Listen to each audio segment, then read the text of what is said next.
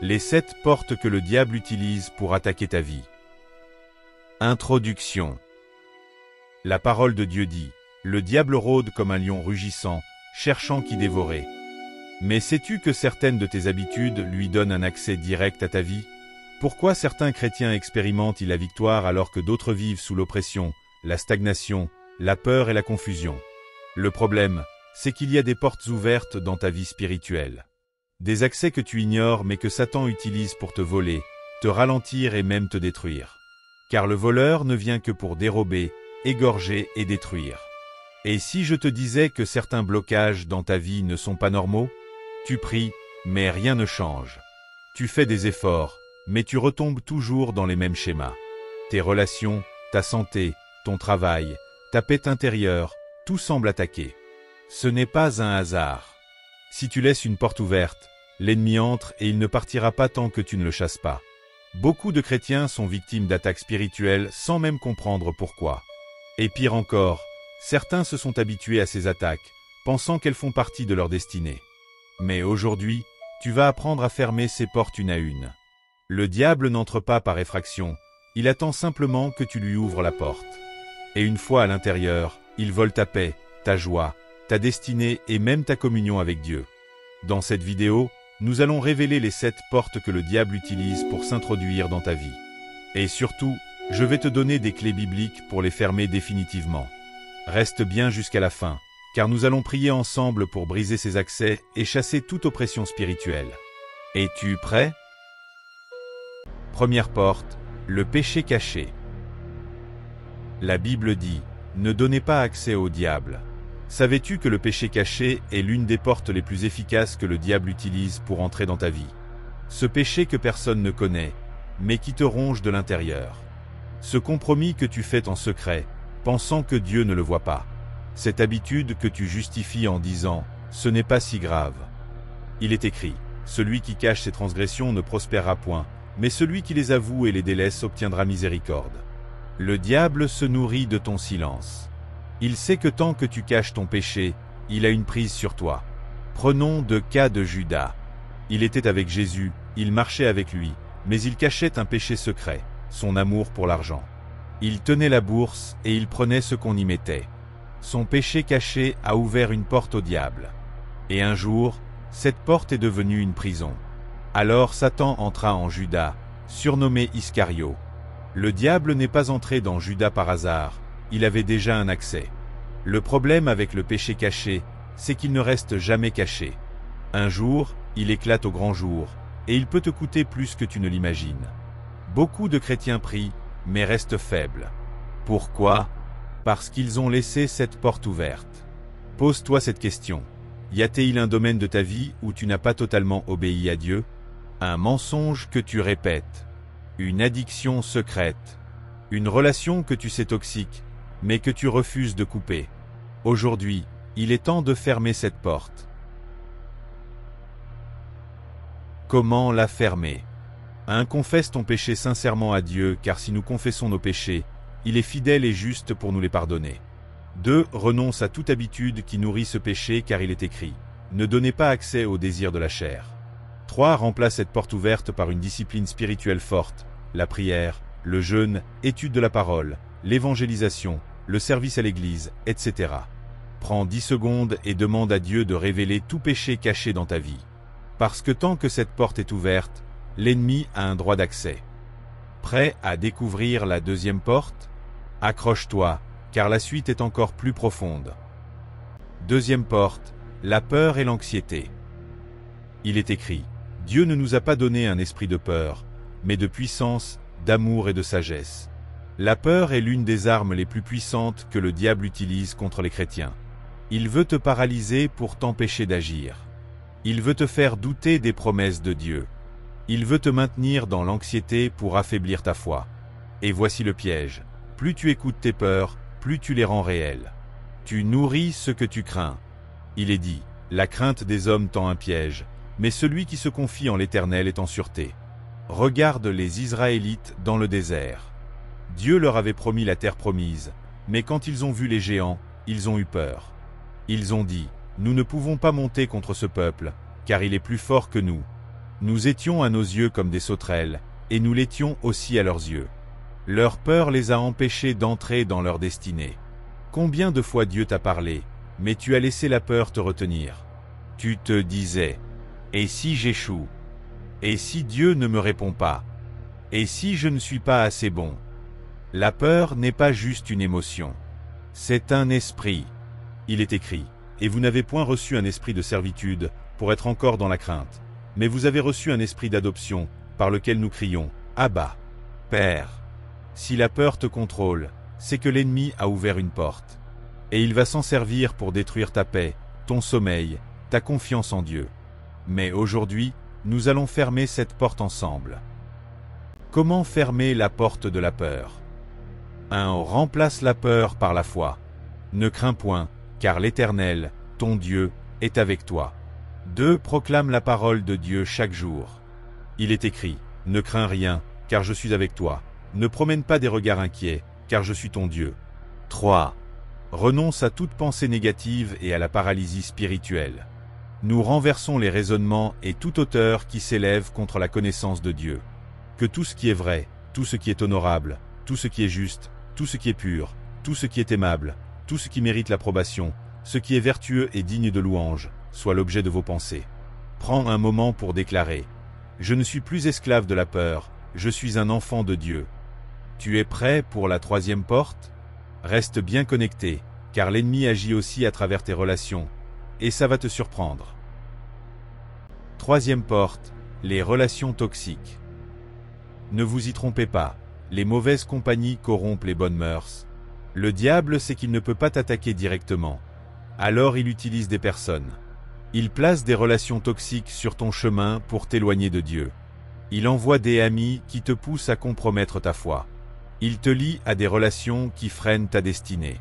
Certaines personnes dans ta vie ne sont pas des bénédictions, mais des pièges.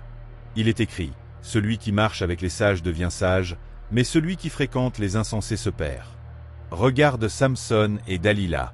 Samson était un homme choisi par Dieu, un puissant juge d'Israël. Mais il est tombé dans une relation toxique avec Dalila. Elle l'a manipulé, l'a séduit, et lui a volé son onction. Son destin a été brisé à cause d'une seule mauvaise relation. Et toi? Qui influence ta vie? Ces amis qui te disent « Tu es trop radical, détends-toi un peu ». Ce cercle qui te pousse à l'immoralité, la compromission, la désobéissance. Cette relation qui te détourne du plan de Dieu. Ne sois pas naïf. Le diable utilise les relations comme des pièges invisibles. Il est dit, 2 personnes peuvent-elles marcher ensemble sans être d'accord?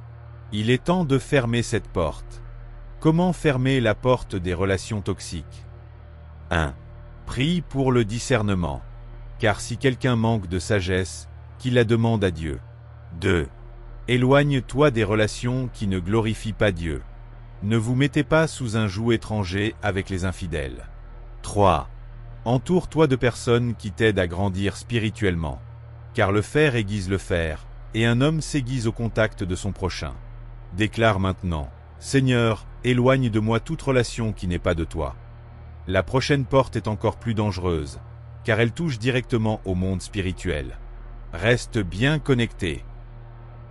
4e porte, l'occultisme et les pratiques ésotériques. Que personne ne s'adonne à la divination, à la sorcellerie, aux enchantements. Car quiconque fait ces choses est en abomination à l'Éternel.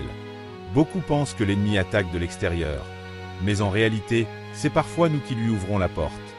Tu veux savoir comment? En consultant l'horoscope juste pour voir. En portant des objets mystiques supposés attirer l'amour ou la chance. En regardant ou en écoutant des contenus occultes sans réaliser leur impact. En participant à des traditions culturelles liées à des esprits familiers. Ce ne sont pas juste des petites choses. C'est une porte spirituelle. Car la rébellion est aussi coupable que la divination, et l'obstination aussi coupable que l'idolâtrie et les téraphimes. Regarde l'histoire du roi Saül. Dieu l'avait choisi pour régner. Mais au lieu de chercher Dieu, il a consulté une sorcière pour connaître son avenir. À cause de cela, il a perdu la faveur de Dieu et est mort peu après. Tu peux dire, moi, je ne consulte pas de sorcier. Mais, As-tu déjà joué avec un pendule, une planche de Ouija? As-tu déjà récité des mantras ou utilisé des pierres supposées avoir des pouvoirs? As-tu des objets chez toi qui viennent de pratiques occultes? As-tu déjà participé à une fête traditionnelle de génération dans ton village? As-tu déjà consulté un devin ou un diseur de bonnes aventures? Tout ce que tu tolères peut devenir une porte d'entrée pour les ténèbres. Car mon peuple périt faute de connaissance. Souvent, ce sont les pratiques occultes de nos ancêtres ou parents qui ouvrent ces portes dans nos vies. Car il est écrit, nos pères ont péché, ils ne sont plus, et c'est nous qui portons la peine de leurs iniquités. Mais aujourd'hui, nous allons fermer cette porte ensemble. Comment fermer la porte de l'occultisme? 1. Renonce à toutes pratiques occultes, même les plus subtiles. Comme dans les Actes des Apôtres où il est écrit, ceux qui avaient pratiqué la magie apportèrent leurs livres et les brûlèrent en public. 2. Purifie ta maison et débarrasse-toi de tout objet lié à l'ennemi. Car tu n'introduiras point dans ta maison des choses abominables, car elles seraient une malédiction pour toi. 3. Remplace ces influences par la parole de Dieu et la prière. Il est dit, soumettez-vous donc à Dieu, résistez au diable, et il fuira loin de vous. Prends un instant et demande à Dieu, Seigneur, révèle-moi si j'ai ouvert cette porte sans le savoir. La prochaine porte est encore plus subtile, et elle affecte ton cœur directement. Reste bien connecté. 5e porte, l'ingratitude et la rébellion. Ils n'ont pas glorifié Dieu ni rendu grâce, mais ils sont devenus vains dans leurs pensées, et leur cœur sans intelligence a été plongé dans les ténèbres. L'un des plus grands pièges de l'ennemi, c'est de t'amener à te plaindre, à te révolter contre Dieu et à oublier ses bienfaits. L'ingratitude n'est pas juste une mauvaise attitude, c'est une porte spirituelle. Elle t'empêche de voir les bénédictions de Dieu. Elle alimente l'amertume et la jalousie. Elle prépare ton cœur à la rébellion. Il est dit, veillez à ce que personne ne se prive de la grâce de Dieu, afin qu'aucune racine d'amertume ne pousse et ne cause du trouble. Regarde les Israélites dans le désert. Dieu leur avait donné la manne, la protection et une promesse. Mais au lieu de lui faire confiance, ils n'ont cessé de se plaindre. À cause de leurs murmures et de leur ingratitude, ils ont été exclus de la terre promise. Leur cœur est devenu amer, et cette amertume a conduit à la rébellion. Et toi, où en es-tu? Regardes-tu plus ce que tu n'as pas, plutôt que ce que Dieu t'a déjà donné? Es-tu jaloux des bénédictions des autres? As-tu déjà douté de la bonté de Dieu à cause d'un retard ou d'une épreuve? L'ingratitude te rend aveugle. Quand tu murmures, tu oublies que même le souffle de vie est une grâce divine. Il est écrit, rendez grâce en toutes choses, car c'est à votre égard la volonté de Dieu en Jésus-Christ. Il est temps de fermer cette porte et de changer d'attitude et remercier constamment le Seigneur chaque jour de ta vie. Comment fermer la porte de l'ingratitude et de la rébellion? 1. Développe une attitude de reconnaissance. Le psalmiste a dit, « Mon âme, bénis l'Éternel, et n'oublie aucun de ses bienfaits. » 2. Combat l'amertume et la jalousie par la prière et la louange. Car ne vous inquiétez de rien, mais en toute chose, faites connaître vos besoins à Dieu par des prières et des supplications, avec des actions de grâce. Une personne qui se lève et commence à louer Dieu, les chaînes de l'amertume tombent au sol. Prends un instant et dis, « Seigneur, je choisis d'être reconnaissant, je refuse la plainte et la rébellion. » La 6e porte est l'une des plus dangereuses. Elle concerne ta vie spirituelle et ton engagement avec Dieu. 6e porte, la paresse spirituelle et la distraction. Veillez et priez, afin de ne pas tomber en tentation. L'esprit est bien disposé, mais la chair est faible. L'ennemi ne veut pas toujours t'attaquer de manière visible. Parfois, il se contente de te distraire. Il sait que si tu pries moins, tu seras plus vulnérable. Il sait que si tu lis moins la Bible, tes pensées seront influencées par autre chose. Il sait que si tu es fatigué spirituellement, tu ne pourras pas discerner ses attaques. La paresse spirituelle est une porte ouverte aux attaques de l'ennemi. Il est dit, « Mon peuple est détruit, parce qu'il lui manque la connaissance. » Regarde l'exemple des disciples à Gethsémané. Jésus leur avait demandé de veiller et de prier avec lui. Mais au lieu de prier, ils se sont endormis. Vous n'avez donc pas pu veiller 1 heure avec moi. Le résultat? Quand l'épreuve est venue, ils étaient faibles et ont fui. Et toi, où en es-tu? Trouves-tu du temps pour prier, ou es-tu trop occupé par ton téléphone, tes activités, ton travail? As-tu une vraie discipline spirituelle ou juste des prières rapides quand tu es pressé? Médites-tu constamment la parole de Dieu? Participes-tu à la vie d'une église? Témoignes-tu de ta foi aux autres? L'ennemi te vole ton temps avec des distractions? Si tu ne t'alimentes pas spirituellement, ton âme s'affaiblit. Il est écrit, prenez garde à vous-même, de peur que vos cœurs ne s'apesantissent par les excès du manger et du boire, et par les soucis de la vie. Mais aujourd'hui, nous allons fermer cette porte ensemble. Comment fermer la porte de la paresse spirituelle? 1. Décide de donner la priorité à Dieu dans ton emploi du temps. Cherchez premièrement le royaume de Dieu, et tout le reste vous sera donné. 2. Établis une discipline de prière et de lecture biblique. Il est écrit, ta parole est une lampe à mes pieds, une lumière sur mon sentier. 3. Déconnecte-toi des distractions et consacre du temps à Dieu. Approchez-vous de Dieu, et il s'approchera de vous. 4. Participe à la vie de l'Église, aux réunions, au service dans l'Église, consacre du temps pour l'œuvre de Dieu. Car il est écrit, cherchez premièrement le royaume et la justice de Dieu, et toutes ces choses vous seront données par-dessus. Déclare maintenant, Seigneur, je refuse la paresse spirituelle. Je choisis de te chercher chaque jour. La 7e porte est peut-être la plus dangereuse de toutes, car elle affecte directement ton cœur. 7e porte, le manque de pardon et l'amertume. Si vous ne pardonnez pas aux hommes, votre Père ne vous pardonnera pas non plus vos offenses. L'amertume est l'une des armes les plus destructrices du diable. Elle empoisonne ton cœur lentement. Elle te maintient dans le passé, incapable d'avancer. Elle bloque les bénédictions de Dieu sur ta vie. Il est dit, veillez à ce que personne ne se prive de la grâce de Dieu, afin qu'aucune racine d'amertume ne pousse et ne cause du trouble. Regarde l'histoire de Caïn et Abel. Caïn était jaloux de son frère. Au lieu de régler son problème avec Dieu, il a laissé l'amertume grandir. Il est écrit, « Pourquoi es-tu irrité? Et pourquoi ton visage est-il abattu? Si tu agis bien, tu relèveras la tête, mais si tu agis mal, le péché se. » Son amertume l'a conduit au premier meurtre de l'histoire. Et toi, où en es-tu? Y a-t-il quelqu'un que tu refuses de pardonner? Gardes-tu encore la douleur d'une blessure passée? Sens-tu une colère cachée quand tu penses à certaines personnes? Le diable veut que tu restes enfermé dans la rancune. Il sait que le pardon libère. Que toute amertume, toute animosité, toute colère, toute calomnie disparaissent du milieu de vous.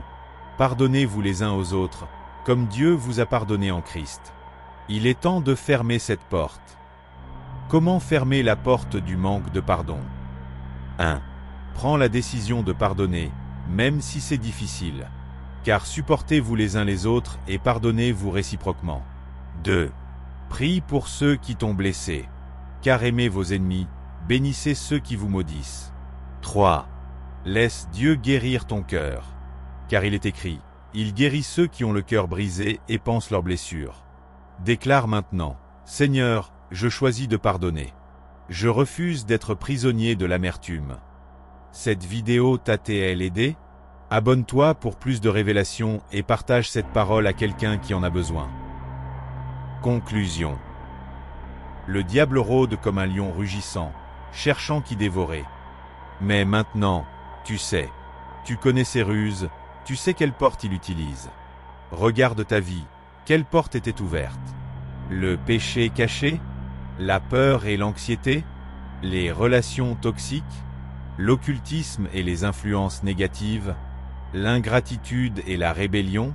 La paresse spirituelle et la distraction? Le manque de pardon et l'amertume? Aujourd'hui, tu as le pouvoir de les fermer. Ce que le diable utilisait contre toi ne fonctionnera plus. Soumettez-vous donc à Dieu, résistez au diable, et il fuira loin de vous. Ferme ces portes une bonne fois pour toutes. Déclare avec moi. Seigneur, aujourd'hui, je ferme toutes les portes que j'ai ouvertes à l'ennemi. Je me tiens dans ta lumière, je refuse toute oppression, et je proclame que je suis plus que vainqueur en Jésus-Christ. Si cette vidéo t'a ouvert les yeux, ne la garde pas pour toi. Partage-la à quelqu'un qui doit entendre ce message. Abonne-toi maintenant pour recevoir d'autres révélations puissantes qui transformeront ta vie. On se retrouve dans la prochaine vidéo. Et souviens-toi, dans le combat spirituel, la victoire appartient à ceux qui restent éveillés.